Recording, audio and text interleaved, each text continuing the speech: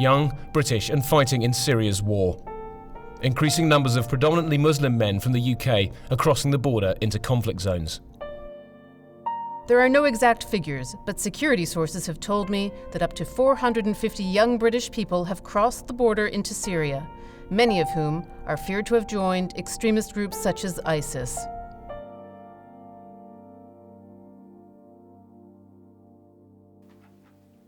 I was expecting Nasser is going to be a doctor and he's going to help the community. He will be working as GP or a consultant, and we expect high life. He was best of the best, but unfortunately he chose going with those wrong people, and the wrong people lead into the wrong way. I found about Nasser about 4 days after he left. He said to me he's going to a seminar in Shrewsbury, received a phone call, and he told me, "You know where is Nasser?" I said, "In Shrewsbury. He's supposed to come tonight, 10 o'clock. He said, "No, he's in Syria."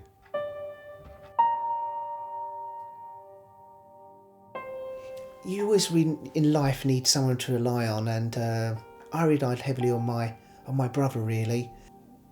I suppose my brother was really the best friend as well, and I spent the majority of the time with him doing things. He brought so much happiness to all of us, really. My brother was over in Syria for a period of 6 to 7 months. He was carrying out humanitarian aid in the refugee camps. They are situated in the northern part of Syria, close to the border of Turkey, where there wasn't so much conflict or fighting going on. We heard reports that a man had carried out an attack on Aleppo prison. Time elapsed 3 or 4 days. We saw a video, and on that video we saw my brother, my mother and father's son, on that video of him preparing to carry out an attack. It was very traumatic for us to see that video footage of him standing next to that vehicle. Devastated, sad. Honestly, I don't feel to go anywhere. We don't like to join the community for any event. We just say sorry, no. And we become isolated. Well, when you lose your son, what you do? You going to see him again? You going to say hello? Will you laugh and joke with him again? You have 1,000 questions. You don't know what's going on.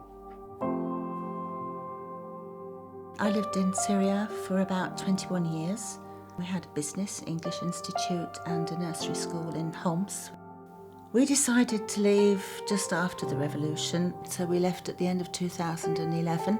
My son Danny went back in to Homs several occasions, and every single time was the same. It was just anguish and fear and living a constant life of horror. I remember going to the airport with him and just completely breaking down, and his sister broke down and his father broke down because we just assumed that we wouldn't see him again. And then we woke up the next morning, my husband and I would automatically straight away to the computer, YouTube, and that was the whole family just sat there, his brothers and sisters, literally searching for our son in a mass of dead bodies. That's what it was.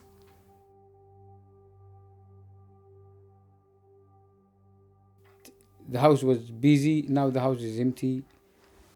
Honestly, sometimes I ask, "Nasser," and he's not there. I start crying. I start blaming myself that I can't bring in people up.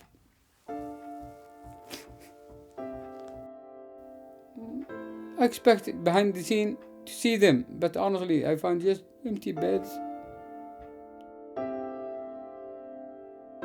It's the most horrible experience I've ever been through. For me, and for Mum and Dad really, when we did see the last moments of him in the video, I think that's when we felt really a lot of grief, and that's when really my heartbeat decreased so much it nearly actually felt like it was stopping. First, we didn't believe it. We thought just he's joking or not making it real. But then my wife, she did believe it. She fall down, she cried, shouting, crying, hitting herself, and she went black out.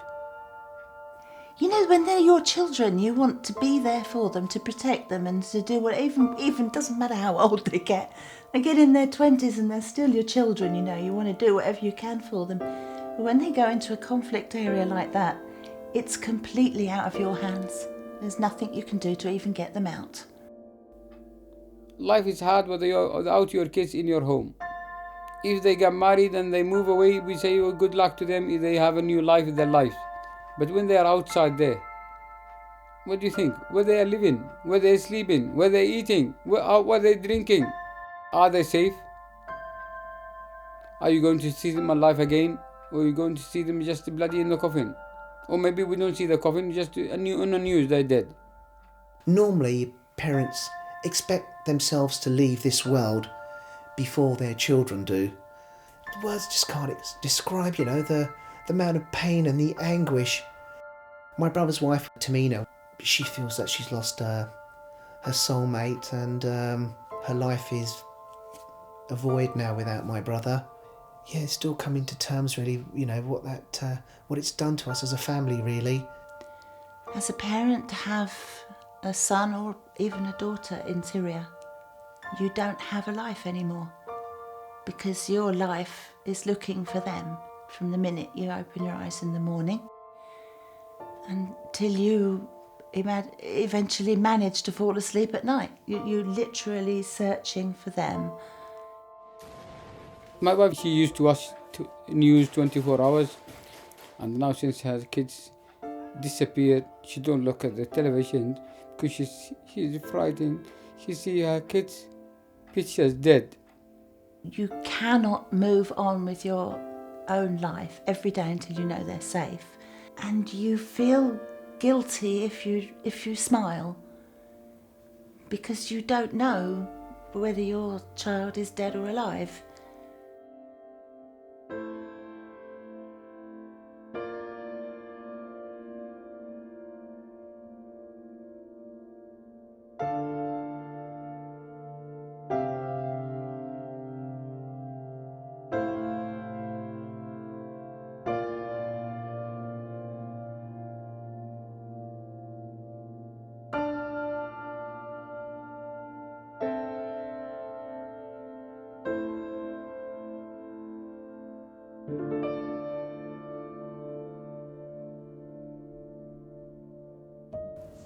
The stories we heard are only 3, but we know that many more British people are traveling to Syria.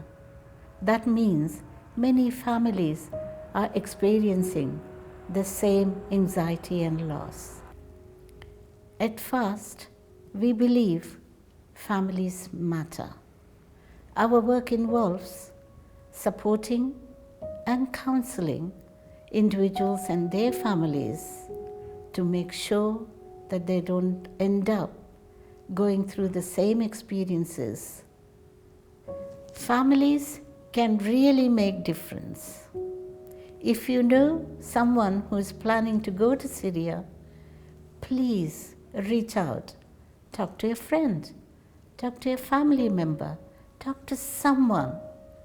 You do have a power to protect those whom you love.